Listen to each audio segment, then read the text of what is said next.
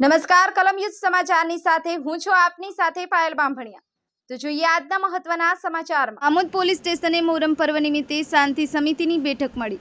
Amod police સ્ટેશને આગામી મોહરમ પર્વને ધ્યાનમાં રાખી પોલીસ સબ ઇન્સ્પેક્ટર રાજેન્દ્રસિંહ અસવારના અધ્યક્ષસ્થાને આજરોજ શાંતિ સમિતિની બેઠક મળી હતી, જેમાં હિન્દુ મુસ્લિમ આગેવાનો મોટી સંખ્યામાં ઉપસ્થિત રહ્યા હતા।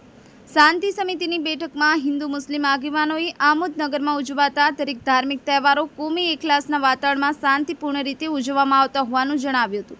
આમોદના પોલીસ સબ ઇન્સ્પેક્ટર રાજેન્દ્રસિંહ અસવારે સૌને આમોદ નગરમાં શાંતિ જાળવવા અપીલ કરી હતી, તેમજ સમય મર્યાદામાં તાજિયાનું ઝુલુસ પૂર્ણ કરવા સૂચના આપી હતી।